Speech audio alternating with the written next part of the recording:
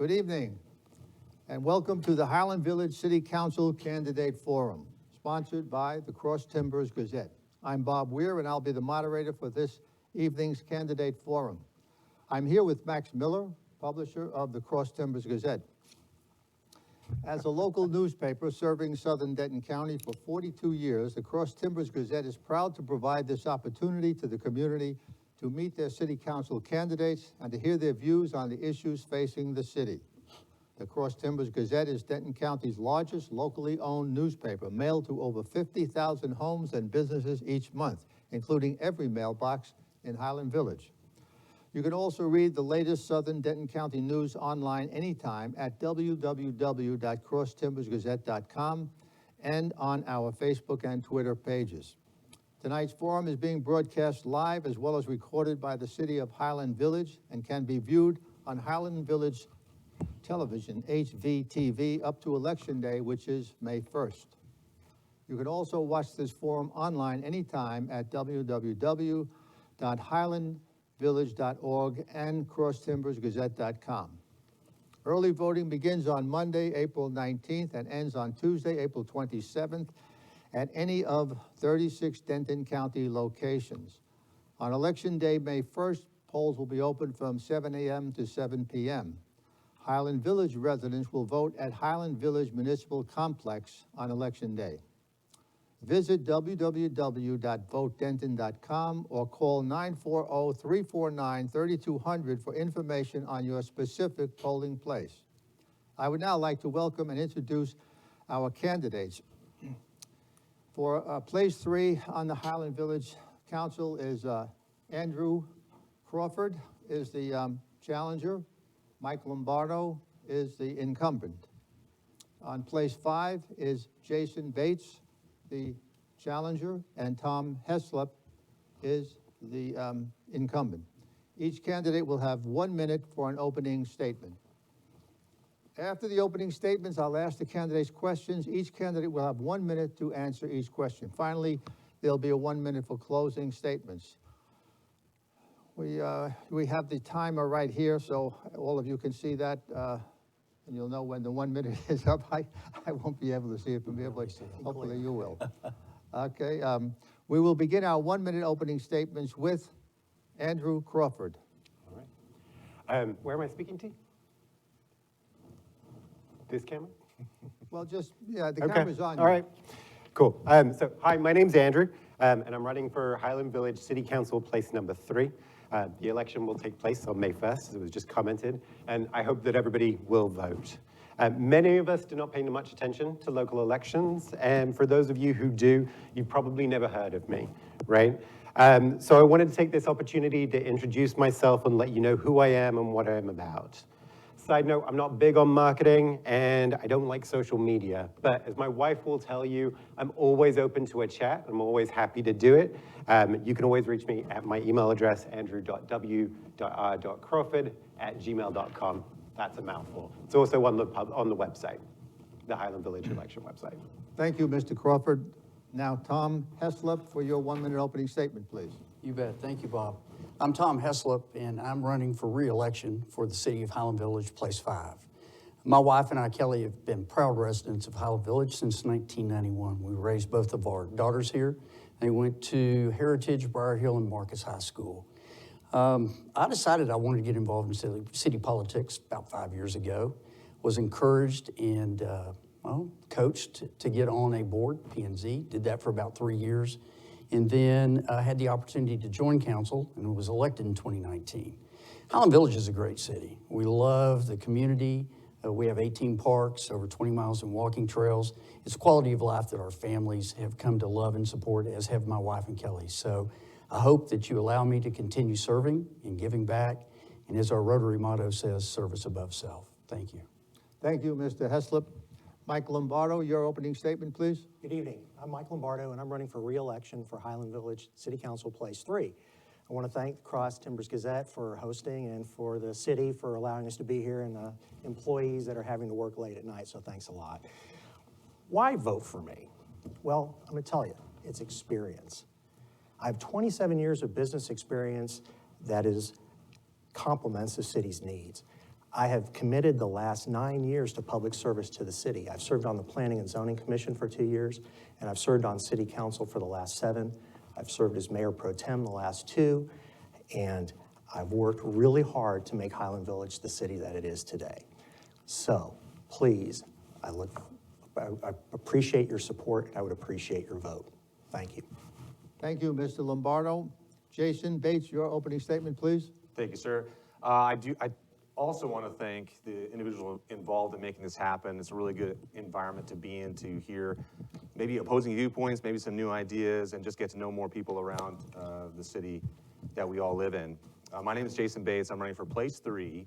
And about 3 years ago, my family of 5 had the great blessing to come to Highland Village and find a really amazing city that we felt we could put our roots down in after many years of traveling with career in mind. And that's an exciting thought.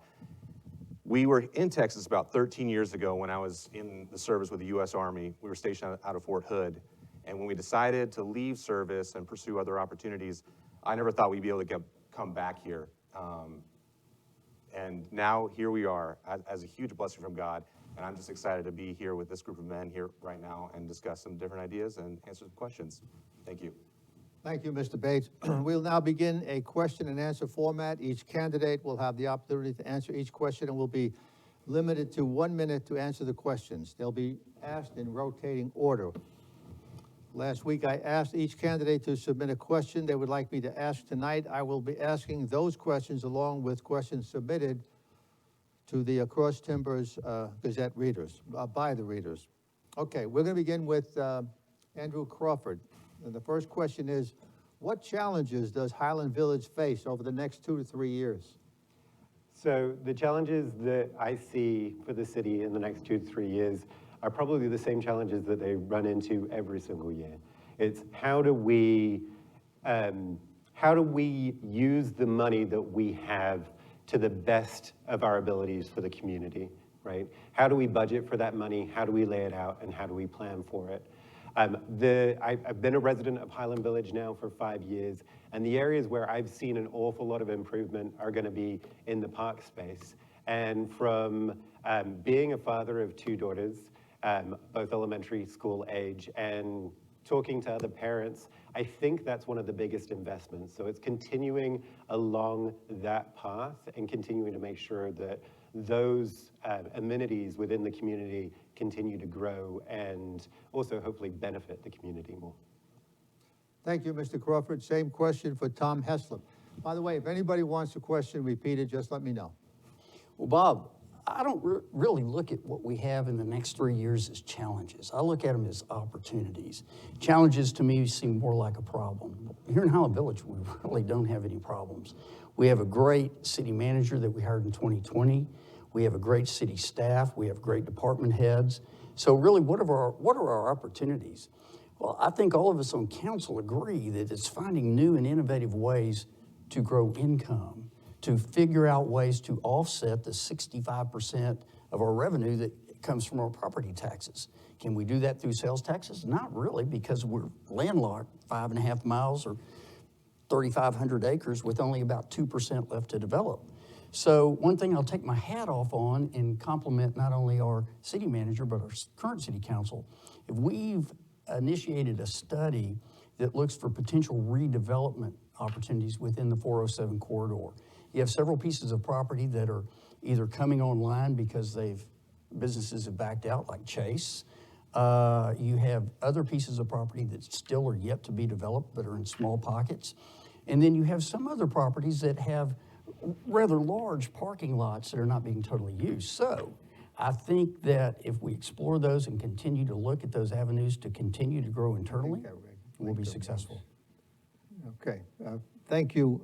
Thank you, Mr. Heslep. The same question, Mike Lombardo. Okay, well, since Tom's on council, he's kind of stole my thunder. We kind of feel the same way. It's across the board. We're well aware of our challenges coming forward. Namely, it's build out. There's only less than 80 acres left to develop. And with less than 80 acres, we don't have a viable increasing tax base every year like we've had for the last 20, 30, and 40 years. So we have to learn how to be creative on how to budget, with what we have to maintain our city parks, our city streets, and our city police and fire department to the standards that we're used to, but with the same amount of money that we're gonna have in perpetuity. But we're gonna have a problem because interest, inflation is gonna make those costs go up. So it's a challenge, but as Tom said, it's an opportunity. There's a lot of things that we can do to offset our revenue shortfalls that are coming in the future, and it's gonna take people that know what they're doing to address those challenges. Thank you, Mr. Lombardo. Same question, Jason Bates. I think I could break it down into the challenges we face in the next 2 to 3 years by saying build out, business, and budget. And these three things are all intertwined with each other. Our build out is quickly getting close to that 100%. So like they said earlier, how do we make that revenue back for the city to maintain the current lifestyle that we have for the residents here? We have 20-some storefronts that are still open, partially due to COVID, partially due to other reasons. In our city that we can, what are we doing to incentivize businesses to come into those areas? I know a lot of that's based on leases from landowners, but what's the city doing to help encourage a business-friendly environment for our city? And then the budget, as I've been reading over the budget leading up to this event and during this campaign in general, I've noticed a shrinking number in the, I believe it's the general fund or the fund that allows for a shortfall each year over year over year. And it seems to shrink into the 5-year time period. So what are we doing to put money back into that and make efforts there? Thank you, Mr. Bates. Now for the next question, we begin with Tom Heslep. And the question is, what is your proudest professional accomplishment? My proudest professional accomplishment on council or professionally? Well, whichever you desire to say. I'd have to say 1993. I had a chance to have a hand in saving a business. A well-known motivational speaker. He was a great speaker, but horrible business manager. And through creative ideas, innovative thinking within the bank that I worked for, we were able to put together a program, and I won't bore you all with all the details, but a program to collect his receivables, pay his employees, and incent people to do a better job. He asked me at the end of that meeting, Mr. Heslep, how do you define success? I babbled. He said, son, the way you define success is about who it is in the mirror that you see every morning when you brush your teeth. You want to make a difference in the personal and professional lives of people that you deal with. His name was Hinton Hillary Ziegler. You guys know him as Zig. And he was my mentor up until the day he passed. So that's my proudest accomplishment. Thank you, Mr. Heslep. Same question for Mike Lombardo. Well, I've had a lot of professional accomplishments that I'm proud of in my business career, but I'm going to tell you one that's a public accomplishment that I'm proud of, and that's Doubletree Ranch Park. I've been a part of that park since its inception, being on the board of the Planning and Zoning Commission years ago, through development phase, through going on to city council, watching it come to life, looking at the plans for the development, looking at the landscaping come together, looking at all those great things pulled together in one beautiful park that's probably one of the best parks in the region. One of the proudest moments of my life was when we opened that park and they took they showed the name on the plaque out front of Doubletree Ranch Park, and it lists everybody involved, and my name's on that, and I'm very proud of it. It's one of the greatest things we have in this city. Thank you. Thank you, Mr. Lombardo. Same question, Jason Bates. My proudest professional moment always goes back to the 40 men and women that I got to serve in combat with, to take them from a disparate group of individuals from gender, class, creed, and even classification in terms of the Army, and hone them through training into a fighting unit where we were in charge of the security for our battalion commander as he moved across the battle space, and then seeing them act and courageously accomplish the mission that we had in Iraq, over 300 combat patrols, and even through the loss of some of our soldiers during that time period. I'll never forget that, and that will always be, for me, the proudest moment. Thank you, Mr. Bates. Same question, Andrew Crawford. So my proudest professional accomplishment was when I first started my career. So I was employee number 14 of a startup in Dallas and kind of cut my teeth in the industry there. And the role that I ended up taking on was leading the operations and the training of the operations team. And during that process, I think we onboarded well over 250, probably 300 people. And the day that I walked into our Monday morning leadership meeting, and there were people that I had hired and trained sitting at that same table with me, giving valid and confident kind of just information, right? And just becoming the leaders that we had evolved into over the course of those years. So seeing everybody grow and develop, definitely the thing I'm proudest of. Thank you, Mr. Crawford. We'll begin the next question with Mike Lombardo, and that is, what do you find as a favorite thing about Highland Village? Favorite thing about Highland Village? There's a lot of them to go through. The list is long and glorious. It's a great place to live. It's a safe place to live. Everything we need is right here. So, you know, we've got shopping, we've got food and restaurants and great places to go. But one of the best things we have is our parks and trails system.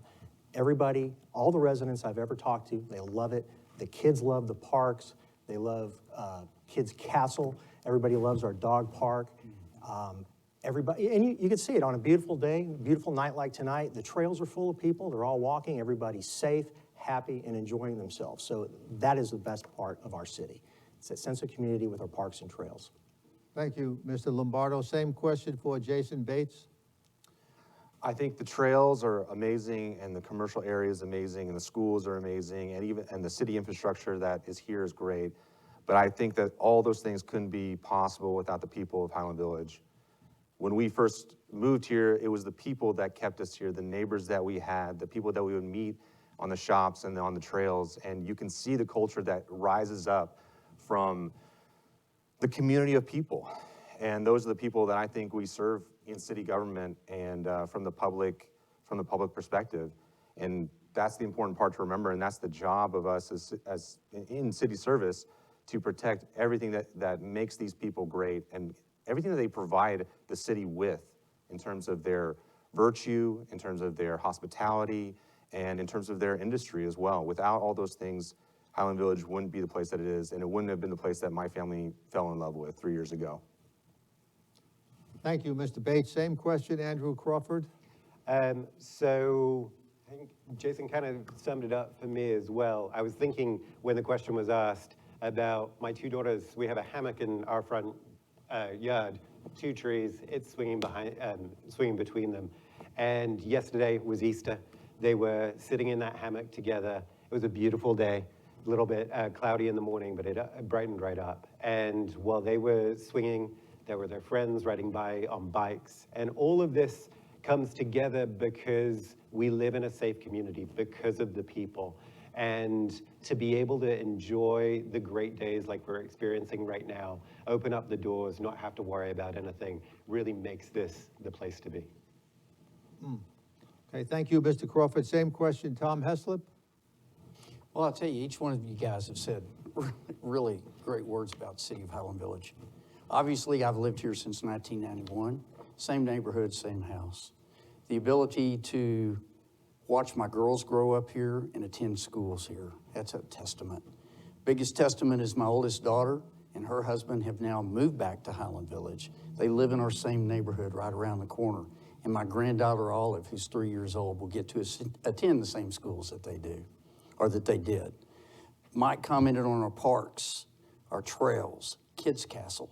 I mean, Kelly and I got an opportunity, or had an opportunity in 1994 to actually work on building Kids Castle and to see what it's become today and see how, gosh, how energetic people are going to those venues and to be a part of this city.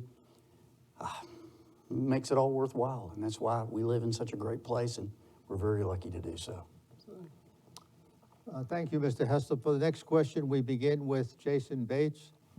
The question is, some say that the city's tax rate should be lowered. What % of tax reduction would you support, and what programs and or services would you eliminate? Well, when it comes to tax reform, I think in terms of ethics, I'm not a big believer taxes are a necessary evil in the terms of governance, but I'm a big, like, founding fathers guy. The smallest government is the best government, and how do we maintain an ethical tax system without putting too much burden on our people? And I think that if people are what make the culture, then the city should follow suit and honor those people by giving as much money back as possible. And my first area that I would look at is online sales tax, because I don't believe that's an ethical tax to put on consumers or on businesses outside of our state or our city. In terms of making up that revenue, it comes down to budget controls. How do we control the size of the city versus those tax cuts that may come into play? And I think that's a big part, and that's a big responsibility for anyone serving in city government, is to continue to control the growth of the city, even as we build out, because the growth of the city seems like it's gonna keep going regardless of build out. But how do we stem the tide, if you will? Thank you, Mr. Bates. Same question for Andrew Crawford. So very much feel the same way. I think it's all about finding that balance between income and expenses, right? How do we balance those two things? I suspect there probably aren't many areas in which we can reduce taxes too much.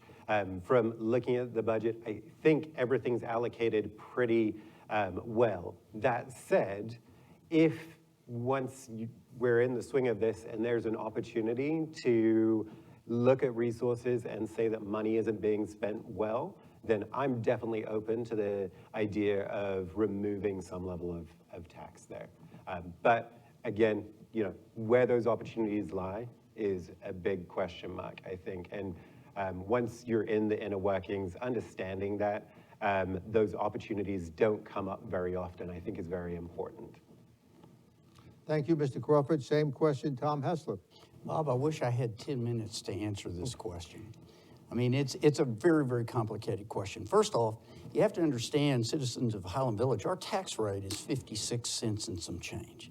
It's been the same tax rate since 2014. In fact, before I got on council, the council before me lowered that tax rate to where its current level is just by a fraction. What really controls your taxes is how your homes are valued. That's with the Denton County Appraisal District. Last year, our home values only increased 1.9%, but that tax is passed along to them. And as far as reducing that, you know, unfortunately, we have no control over, you know, what your property tax, where your houses are valued. Secondly, as far as online sales taxes, Jason, I think that's a great idea, but it's virtually impossible because we don't control that. That's dictated by the state comptroller. So we get a penny, we got to take it or we give it back to the state. That's just bottom line. And then if I can have one other second, as far as cutting expenses, where are you going to cut? I mean, we run by metrics in the city. That's how we're governed. That's how our people are put in place. But I'll give you one stat. The benchmark for fire department response time is 6 minutes and 24 seconds. We do it in 6 minutes and 30 seconds. You start cutting firemen, that raises that response time from 6:30 to 6:45. Gentlemen, that's the difference between life and death. Thank you, Mr. Heslep. There you go. Thank you. Thank you. Same question, Mike Lombardo. Can you repeat it one more time? I just want to make sure. Sure. Some say that the city's tax rate should be lowered. What % of tax reduction would you support, and what programs and/or services would you eliminate? Well, one of the things I've learned being here as long as pretty much everybody except for the mayor is looking at those budgets over all these years, there's not a whole lot of place to cut. Mm-hmm.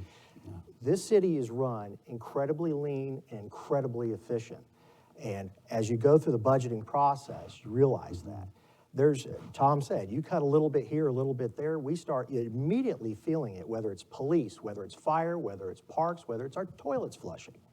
So, as a matter of fact, I was on that council. We actually lowered our tax rate just a little bit, the best that we possibly could. And we've done what we can to keep it low, but there's not a whole lot of places to cut.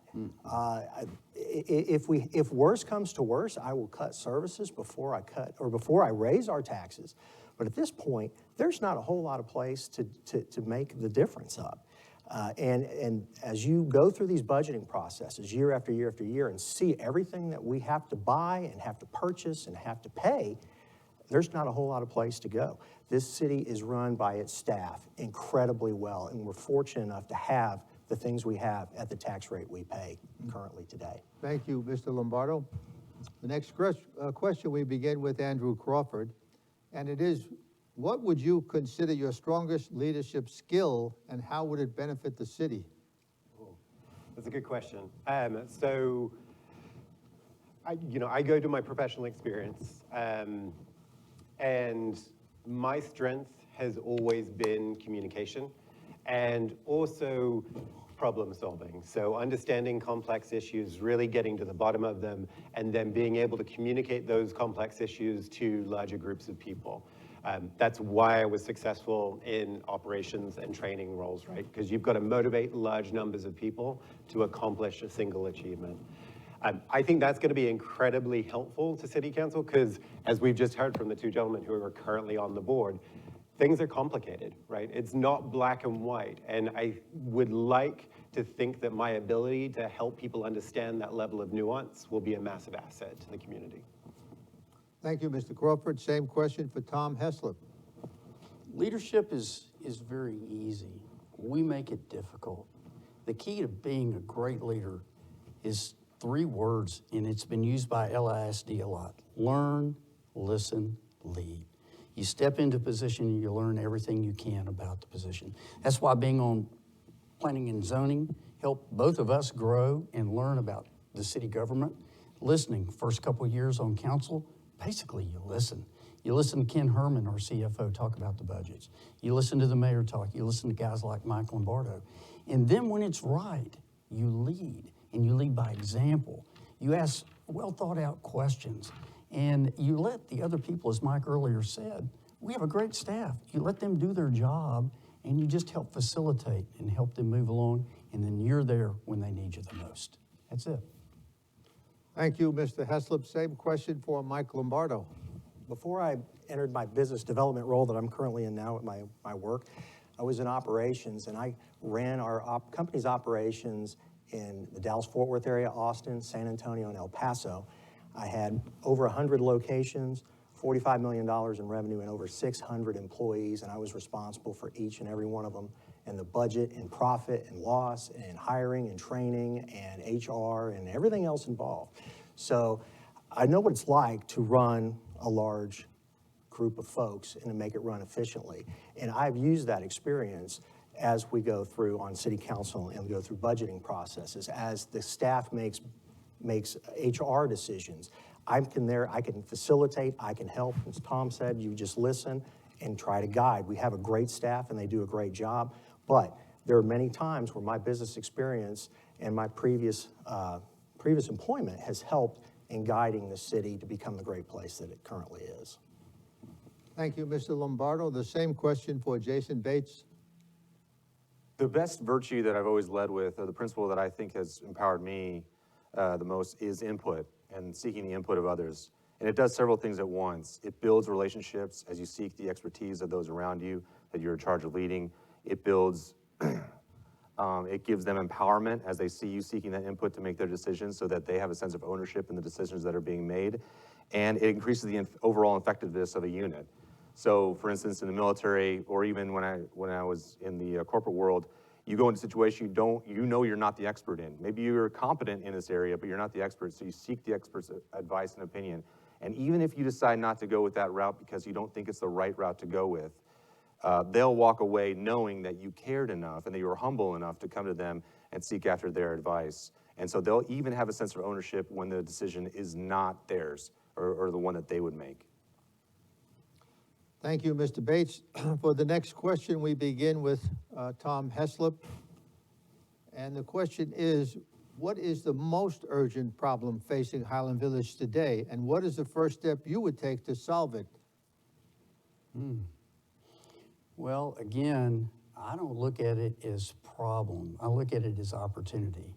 And again, as I said earlier, it's finding new and innovative ways to generate revenue. I mean, 65% of our revenue comes from property taxes. So 16% or 18% comes from sales taxes. We're developed out. 78 acres are left. You know, you've got some in pockets of subdivision or residential property that you can develop, and I do know one's in front of city management right now.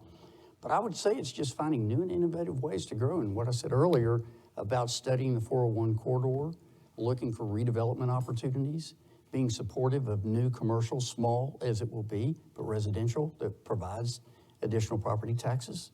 And then just being mindful and lead and manage with fiscal responsibility is all you can do.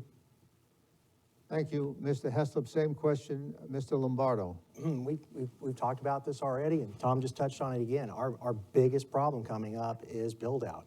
And where are we going to get increased revenues to follow along with inflation? It's a delicate balance that we have to, tightrope walk across there. We have to maintain a good bond rating, or our interest rates go up if we don't. So that's a real problem we have to watch. We have to make sure we don't spend too much. We have to make sure that those fund balances that Mr. Bates was referring to stay right about $20 million. We don't want it to go too high. We don't want it to go below that, because again, it affects our interest rates. So we have to do plenty of work to make sure that in the future, we're going to maintain that delicate balance and keep us being able to fund, as we're funding right now, to keep our standards of living that we currently enjoy here in Highland Village. Thank you, Mr. Lombardo. Same question, Jason Bates. Yeah, I think our most urgent, immediate problem is business and filling out those empty storefronts in Highland Village, because I think that's the route forward into the future. Like these gentlemen have said, the build out is coming up, and the government will continue to grow at an average rate after that point, not exponentially, matching with new residents coming in and et cetera. So how do we match those funds necessary? And I think that's through business. I think that's part of it. Like, we can't control the 65% coming in, but that 16, 18% we should be honing in on. And how do we get more of that? And I think that's through incentivizing businesses. We have 20-some storefronts that are open and available, and that's what I think is going to lead to a thriving economy and a thriving place for us to continue to grow into the future. I mean, the more businesses that we bring in, the more our community is going to continue to thrive, and it's going to drive more people from outside of our community to bring their revenue to our city as well. Thank you, Mr. Bates. Same question, Andrew Crawford. So it sounds like everyone here kind of has a very similar answer, right? How do we manage to not stagnate? How do we continue to grow? And so I agree with that. And I think something that Jason just touched on, which is how do we bring in, maybe some more sales tax?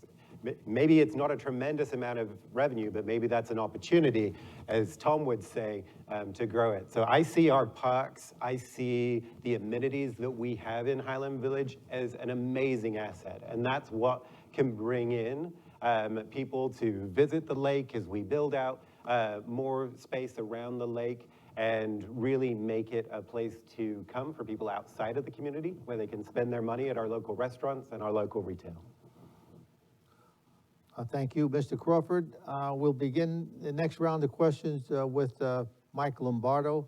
The question is, what would you do to help attract quality businesses to fill empty retail spaces? Okay.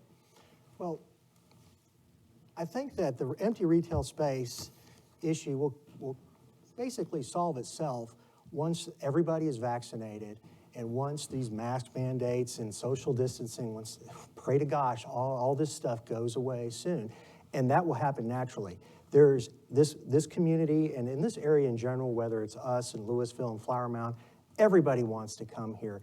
That's why businesses are going to want to come here. And those empty retail spaces will solve themselves over time as soon as this pandemic's over. In my experience on council, we have done an incredible job to attract quality businesses to Highland Village. We brought in businesses like Whole Foods, Painted Tree Marketplace, Hillside Grill, any number of great businesses. And we will continue to do that, and we will look for new opportunities. But I believe that once the pandemic is done, the empty space problem will work itself out, and we'll be seeing a lot more sales tax revenue when that happens. Thank you, Mr. Lombardo. Same question for Jason Bates.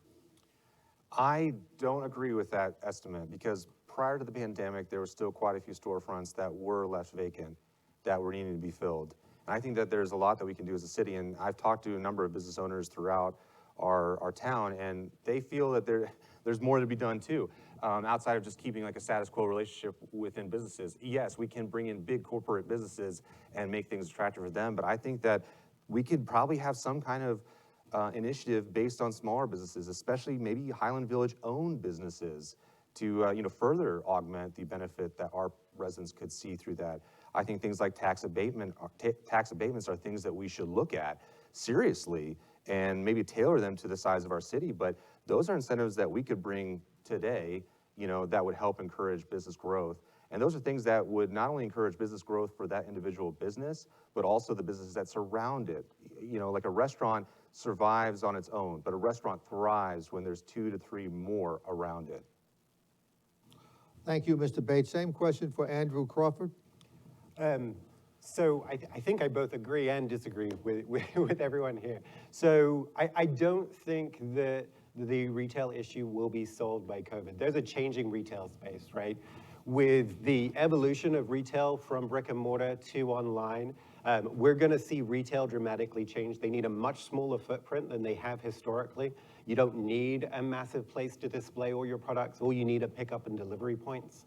But I also think we're gonna see a change in general culture, right, as to where people are getting away from the city, moving to smaller towns because they don't have to be in Dallas, right? And Highland Village is a great example of that. So I see that retail space growing and being a lot more orientated towards small, local, more boutique-y style retail spaces. And I think encouraging that growth is gonna be really important. And then also having the development of space for bringing storage, essentially, for those spaces to have. Thank you, Mr. Crawford. Same question for Tom Heslep. Yeah, I think there's a little confusion here. To Jason's point, yeah, there are 20 storefronts. But that has nothing to do with the city. See, those storefronts are in retail strip centers. And those retail strip centers are owned by large companies or individuals that most of the time reside out of the state of Texas. The true incentive to retail coming into Highland Village comes from those guys. They're all on triple net leases. They all pay $20 to $22 a foot, and they all pay a pro rata share of your taxes, your insurance, and your common area maintenance. The only way you incent any of those guys to come in is you say, hey, look, I'm gonna defer your rent for 6 months. I'm gonna swallow the property tax burden, and I'm gonna pay your insurance.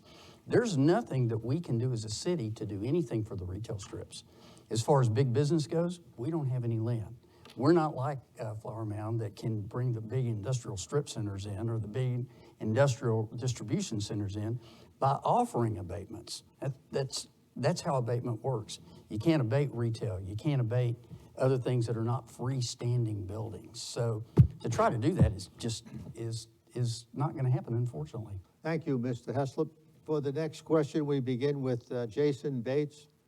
The question is, residential and commercial development in Highland Village is nearly complete. How will this affect our city, and what challenges do you foresee as a result?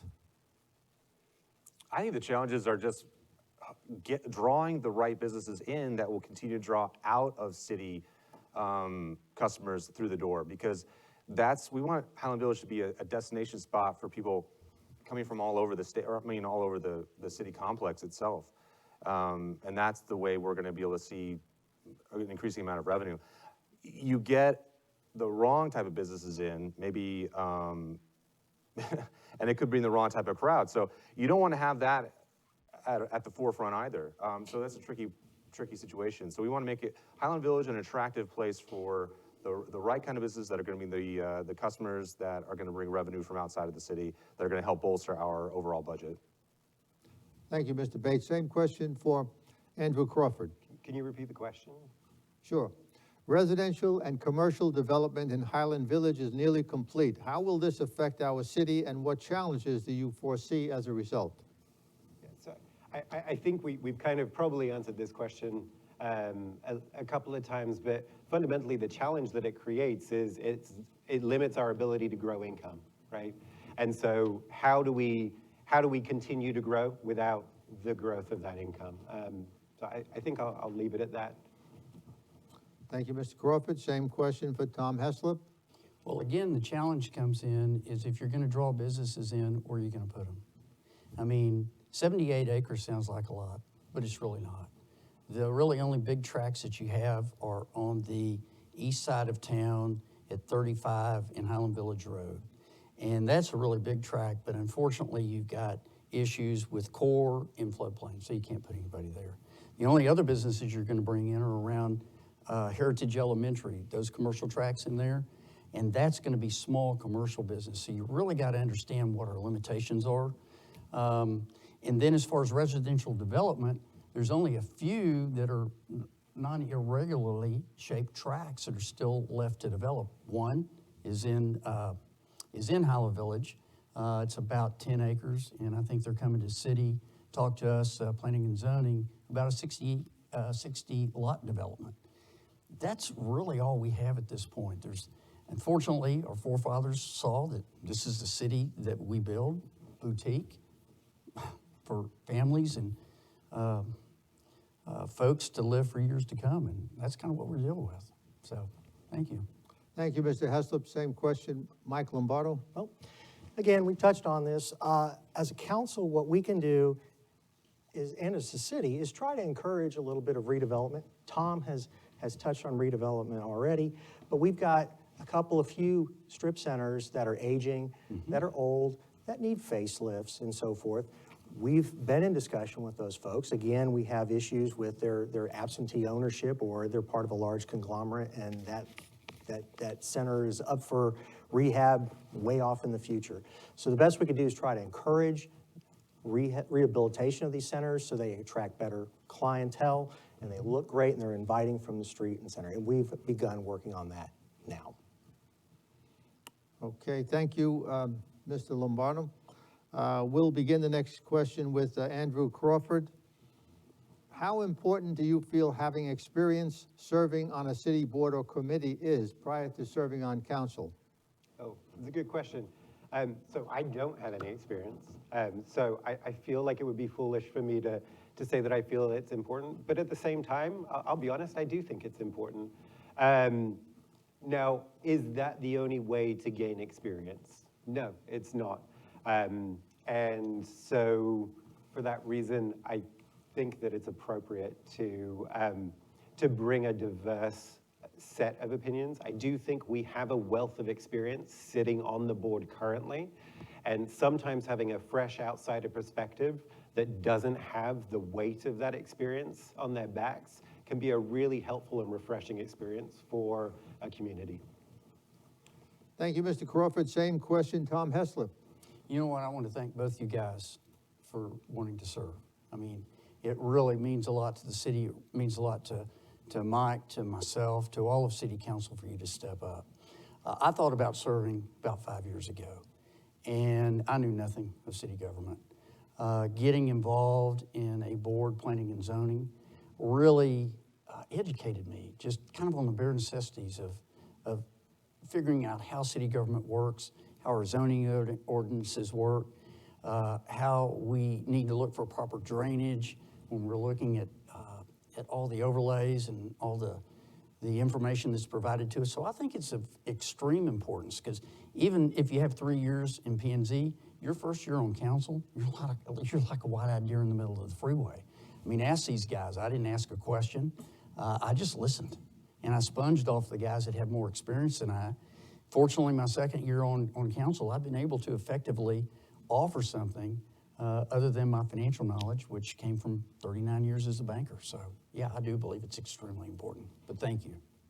Thank you, Mr. Heslop. Same question, Mike Lombardo. Well, one of the most important duties I have on city council, I feel, is interviewing folks for our boards and commissions. That way we can try to help people get on these boards and commissions and learn how things go. That's the way I got here. I spent 2 years on planning and zoning. I know Tom did. I know the other numerous council members did as well. But everybody that currently sits on council sat on a board or commission at one time or another. And even though I had business experience working with municipalities as a vendor, whether that was at an airport board or a county commission or a city, there were things I had no idea happened behind the curtain of city government. until I spent 2 years on the Planning and Zoning Committee, and what it actually takes to get a building approved, what it actually takes to get a building permit or a parking lot made. It's pretty incredible, and it was a great experience to have before I took on being on the city council. I'd highly recommend it for anybody who wants to get involved. Thank you, Mr. Lombardo. Same question for Jason Bates. Yeah, I appreciate their perspective, and I think that experience is very important, but is it the most important? No. The most important is innate talent, is the individual possessing the innate talent needed for the role that they're given. Experience is something that can be learned, it can be taught, it can be grown over time, but when you bring an individual into a position of leadership like this, you need to make that decision based on what's already there. Are they a racehorse already ready to hit the ground running and to learn those things and to make the best decisions possible for the city, or are they not? And in my experience, I've gone into many situations where I don't have the experience necessary or the experience that was sought after, but I was put in those situations because I had the leadership skill and talent to handle that. When I was in the private sector coming into a customer service group after being in the military, I had no experience in customer service, but what I did have was experience in terms of leadership and character. And that's what earned me that role and earned me the respect of my peers and my employees throughout the time with them. Thank you, Mr. Bates. The next question will begin with Tom Heslep. And the question is, what enhancements or changes to city services would you propose to improve the quality of life of Highland Village citizens and visitors? Well, I'll go back to what Mike and I have already talked about and has already been discussed before. We have a great facilities maintenance team. Our parks and recs, our roads, our public works, I mean, they're spot on. These guys have been in the business for a long time. All the street overlays that we're involved in, all the 20 miles of park trails, our parks. As far as enhancing any of that, that's not my role as council. My role as council is to, again, learn, listen, and facilitate. Phil Lozano, who runs parks, that's his responsibility. That's his experience. Scott Christian, who runs public works, that's his experience in his experience. Paul Stevens, who they report to, it's his responsibility to bring to us what their ideas are. And our responsibility is to learn, to listen, to lead, and facilitate. Thank you. Thank you, Mr. Heslep. Same question for Mike Lombardo. Yeah. Enhancements, we can always make enhancements to our community. And the enhancements that Highland Village has made over the last 20 years that I've lived here have been nothing but phenomenal. And I've been proud to be on the city council that helped make a lot of those things happen. One of the key areas that we have that's a possible enhancement, something that we can work with and develop and make a great place for our community, and that's Coppers Branch Park. It's, as you know, we've just approved a master plan for it. It's a lot of work and it's a lot of years down the road, and there's a lot of things that can be done there, but that's one of the main places that we have left that we could actually focus on enhancements other than continually enhancing our city like we always do. If you haven't noticed, every entrance point to Highland Village has a nice monument signage. We always have beautiful color and flowers and manicured grass and areas like that. The city is always doing great things to enhance our community, but we can do more, and we will. Thank you. Mr. Lombardo, same question for Jason Bates. The city's, like Park and Recreation is wonderful. The facilities are great. I don't dispute that. I do find it interesting that, you know, in terms of, we asked this question about experience beforehand, but then we, at this question, we go back and rely on the experience of all the others, the people who are paid employees of the city who do these jobs on a day-to-day basis, to give us the information that we need to then go and make proper decisions for the future of the city. And that's kind of exactly what I've been talking about, that we have a building full of experts here, and we are called not to be the expert, but also to be the leader, to be the one responsible for the decisions that are going to take our city into the future. You know, we talked about Coppers Branch. I love the plan for Coppers Branch, but as we look at the budget, I also wonder too, where's this extra revenue going to come from if there's a build out on the horizon? What's that going to cost the city in the future in terms of facilities management? Is it necessary? I'm not saying that it's not necessary. I'm not saying that's not a wonderful have, But I think those are questions that we need to be seriously considering when we talk about facility management.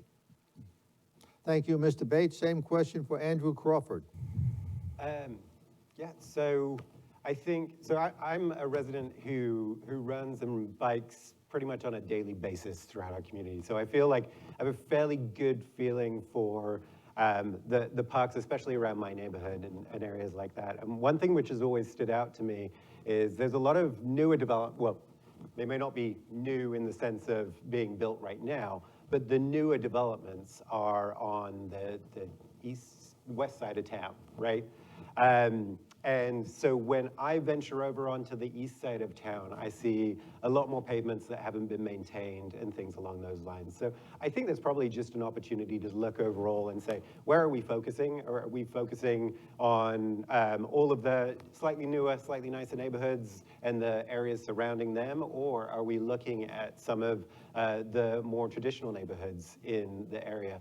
Again, hopefully Cooper Branch will provide some growth and some enhancements to the amenities around there. But it's definitely an area I would focus on. Thank you, Mr. Crawford. Mike Lombardo will begin the next question with you. Highland Village is one of 3 cities providing funding for DCTA.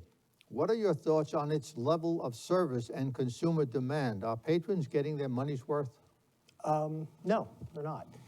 One of the things that I wish I was on council for 20 years ago that I can't go back and fix, and that was the vote to join DCTA. I have nothing against the DCTA. I think they're a great transportation agency. I think they have great people. They've got we're one of the few suburban areas that actually have a light rail. Problem is, they don't do anything for Highland Village. We give them over $1 million in taxes every year, and there's barely any bit we don't get anything back for it. We don't have any adequate bus service. The train station's in Louisville. That does us no good. Problem is, we're stuck with it and we can't get out of it. We're stuck in a contract that we literally cannot get out of. There's one way to make $1 million more a year, and that's getting us out of DCTA. And I'm all for doing that if we can do it. In the meantime, we're stuck with it and we have to deal with it. And it's up to us to push them. Every few months they come by and we ask them how things are going. And they tell us they're going to do something new, whether it's a ride share or partnering with Uber or Lyft. And we try it for a while and then it just kind of goes away and then we have to start all over again. So DCTA is a problem and it's something that needs to be fixed. Thank you, Mr. Lombardo. Jason Bates, same question. Yeah, the DCTA situation is something that needs to be fixed. And I just don't know, from my perspective, being on the outside looking in, I don't know of all the avenues and choices that we've made as a city to find a way out of it or to draw down on what that investment might look like. My wife is a lifetime salesperson, and she always finds a way to get the deal done or to get the best deal done. And that's, when I look at the city, are we making all the inroads we can? Are we gathering all the information we need? Are we getting where we need to be getting with that? And if, I think that's an area for improvement, definitely looking into the future. I mean, I don't know if we've looked into everything that we could possibly look into, but that's a significant amount of money to be investing in something that we're not seeing any return on. Thank you, Mr. Bates. Same question for Andrew Crawford. Yeah, it's a great question. And, I'm going to defer to my colleagues here who have maybe a little bit more insight on it than me. However, the one thing that I will say that I've always been very curious about, because we have a stop just outside our neighborhood, is who are the riders? Who's benefiting from the DCTA, and what can we do to enable access for other people, right? These are typically going to be people coming to our community to work in our retail, and they're providing a service of value to us as the Highland Village community. So I definitely hope there are opportunities to look at how that can be improved. As Mike said, it's not something we can easily get out of. If there was an opportunity to move away from it and still provide that resource to the people who are providing us services in our community, then that would be something I'd definitely be interested in investigating. Thank you, Mr. Crawford. Same question, Tom Heslep. Well, unfortunately, Mike is correct. We've counseled with our city attorney. We've reviewed the contracts, and it is an evergreen contract. It was one that was executed well before this current council is in place. I too question what the benefit is, what we get out of it. You know, they do a great job coming in and presenting points to us and thoughts about what they're doing in the future, but I, like the rest of council, and well, I can't speak for the rest of council, I can certainly speak for Mr. Lombardo, because we do hear it a lot, we get no benefit out of it, none whatsoever. And if there was a way to get out of it, believe me, we sure would, and put those dollars in other areas that we could get more benefit. So it's a good question. Thank you, Mr. Heslep. For the next question, we begin with Jason Bates, and the question is, it takes a thick skin to sit on city council. Tell us how you would handle negative feedback or criticism from your constituents. Well, I have a thick skin. It's pretty hard to offend me. Going back to my service record, I've obviously served in the military, and I've been acquainted with people who don't agree with that kind of service, and I've had conversations with them about what we did overseas and what our military position was and what our goals were. And I've had very virulent conversations, angry conversations with people who haven't respected that. But my job is to listen. My job would be to represent the people involved. So if they have negative feedback, again, I have to hear them out. I have to know where they're coming from. I have to understand what they're saying so I can find maybe there's something about what they're saying that I agree with, that I think that there's some room for improvement on. And it gives me a moment to look inside of myself and decide maybe I am doing something wrong, maybe I can be corrected. And that's how I handle those situations. You can't take it personally, especially in a public service environment. Thank you, Mr. Bates. Same question for Andrew Crawford. So I'm probably going to echo Jason here a little bit. Philosophically, I have a slight challenge with the question. Thick skin is an expression, and it's used because you need to be defensive, right? That thick skin is to ward off whatever it is that you don't want. And I don't think that criticism or negative feedback is something that you don't want. It's something that you should be willing to listen to. If you're not able to sit in a position of power and be open to the people who are around you giving you that feedback, then honestly, in my opinion, you don't deserve to be there. Having a cordial and engaged conversation with any member of the community is incredibly important. I do think that it's important that both sides of the conversation always show respect to each other. And if there's a situation where respect isn't shown, then maybe the conversation needs to turn a different direction. But I'm always all ears, and I don't typically get very defensive, so yeah, I'm just open to listening. Thank you, Mr. Crawford. Same question for Tom Heslep. That's a great thing about getting to be on city council, is that we get the opportunity to listen and to learn from all of our citizens. Our citizens really are the great educators for us. Without their word, without their thoughts, without their ideas, some of the great ideas that we've come up with in city council and have implemented over the years wouldn't have come to be. We take very seriously those comments and those questions. We research them thoroughly. We make sure whoever asks that question is contacted, their comments are addressed. And if we can figure out a way to implement their ideas and their thoughts, then it's way better for city council. Gentlemen, that's what leadership is. It's simply boiled down to listening to the ideas, the thoughts, the concerns of the people that you serve. And hopefully you make better something of it, or better something of what they say, and truly make the difference. Thank you, Mr. Heslep. Same question for Mike Lombardo. Well, I feel I have a pretty thick skin, so it doesn't bother me. But fortunately, we haven't had, or me personally, and I'm sure Tom can attest, we don't have that kind of feedback from our citizens. Sure, somebody might have something of concern that they want to bring up, and they will send to all of us or to one of us or to few of us.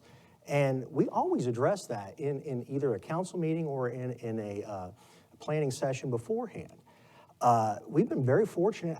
I guess it's an attestation that we do a good job. I like to think that. Don't get a whole lot of bad emails or mean emails.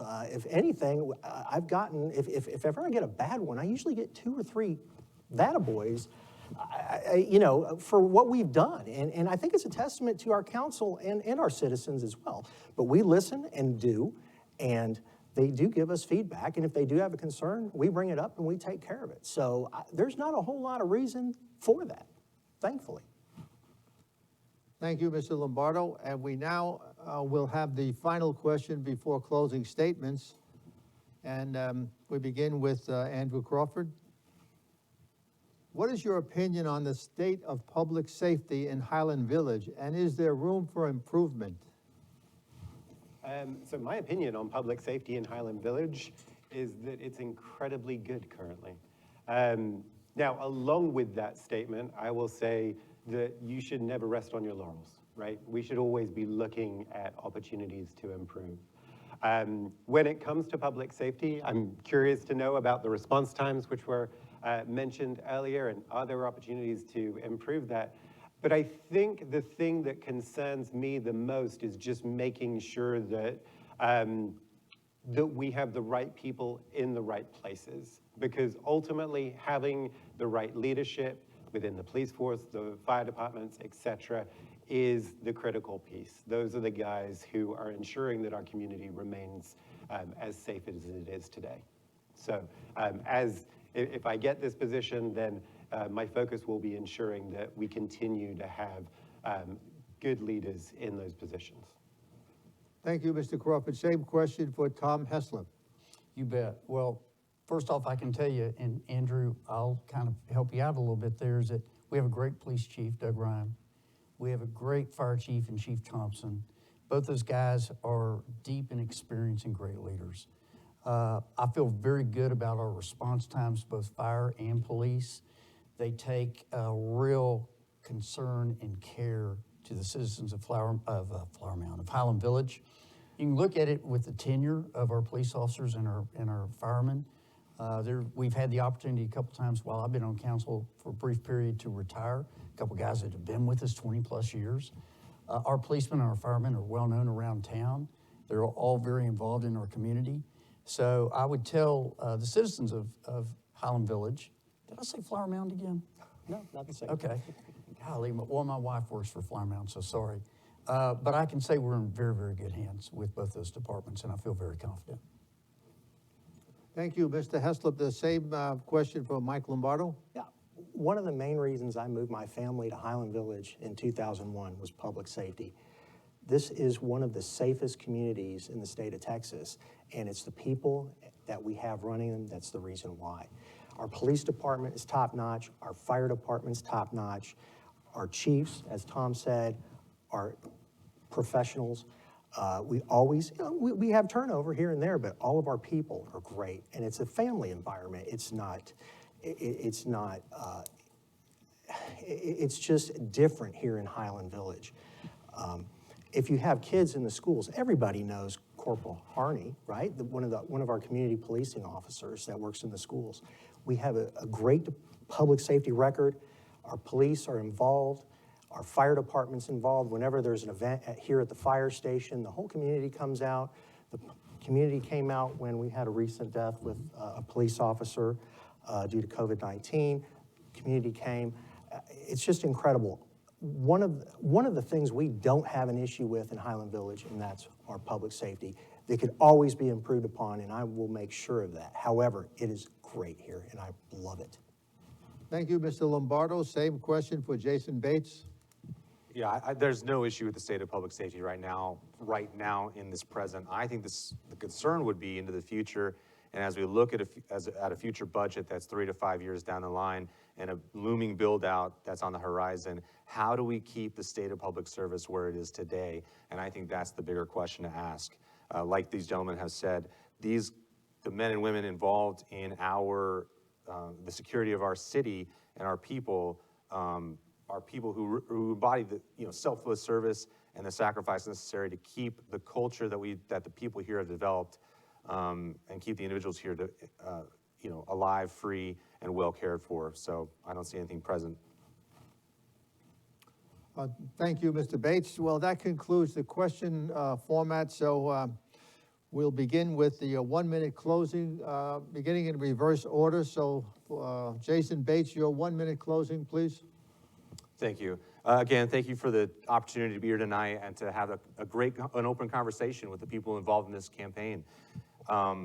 Two things I want to hone in on, and that's accountability and enterprising. And these are vision statements of the city, and you can go and find that from the budget off of the city website. But accountability and enterprising, I think, are the two things that we have room for improvement on, or we should be focusing on those things into our future to help with the items that were spoken about earlier: build out, business, and budget. And these areas are the ones that we need to be thinking about consistently to ensure Highland Village goes into the future with freedom and prosperity as the major goals, and to keep this community what it is today, a thriving, growing, changing community that has all the strata of generations involved, the old and young, the new families, the older families. Those are the things that tie this community together and make it what it is today. Thank you, Mr. Bates. Mike Lombardo, your 1-minute closing, please. First, I want to say I'm proud of the work I've done while I've been on city council. I've worked extremely hard to help make, I didn't do it all myself, that's for sure, but to help make Highland Village the community that it is today. If I'm reelected, my goals on council remain the same as they have over the last 7 years. I want to make sure that our city has the best people and equipment. I want to keep Highland Village one of the safest cities in Texas by fully funding our police and making sure our fire and EMS have the best equipment and best training. I want to make sure that we keep our taxes low, that we promote the highest quality developments. And finally, I want to make sure we try to keep local control right here in Highland Village and not in Austin or in Washington. So I just want to say thank you to Cross Timbers Gazette, and I appreciate your support, and I would appreciate your vote. Thank you. Thank you, Mr. Lombardo. Tom Heslep, your 1-minute closing, please. You bet. Well, there's one thing I don't think a lot of people know about me, and that is that aside from being in financial services and being a banker for a long time, 10 years I worked for Citigroup. A marvelous opportunity for about 4 years to run a municipal finance group that lent money to municipalities, not-for-profits, healthcares. And in being involved with probably, 15, 20 cities across the United States, looking at our budget, streamlined. Looking at our employee base, our staff is run by metrics, which is time cost analysis. Our folks that are department heads and are in leadership roles, good hands, good hands. The reason you vote for me is because I do serve, I do give back. I have a heart for the city, been here since 1991. I do have the experience running a finance group, 39 years as a banker, work locally as a market president for Independent Financial. Key is making a difference, it's giving it back. And I said earlier, Rotary motto, service above self. Thank you. Thank you, Mr. Heslep. Andrew Crawford, your 1-minute closing, please. So thank you for everybody joining us tonight. Thank you for the support of those who attended and are running the video and asking the questions. So basically, what do you need to know about me? So I'm not mad about a pothole, and that's why I'm running for city council, right? I don't have an agenda other than enhancing our community and providing the support and expertise that I do have. I want to ensure that a broad set of perspectives and experiences are on the council so that we don't end up, getting stuck. I'm willing and able to dedicate my time and my energy to continuing to grow this community. I've been here for 5 years, and I'm planning to raise my 2 daughters through their formative years in this town. So I hope that speaks to the dedication and why I'm focused on it.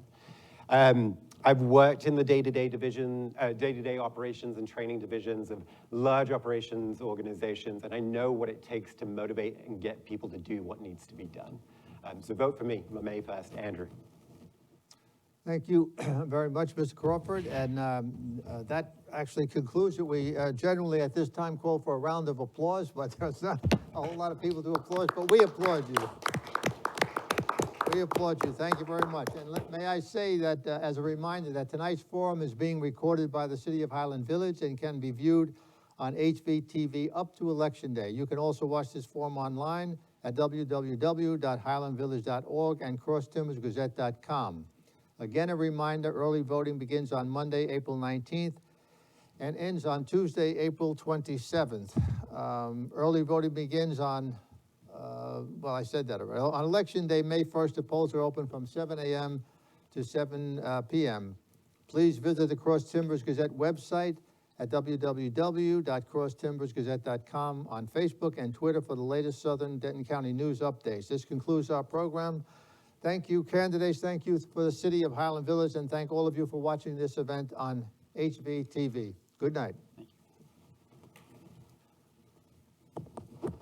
Okay, that we.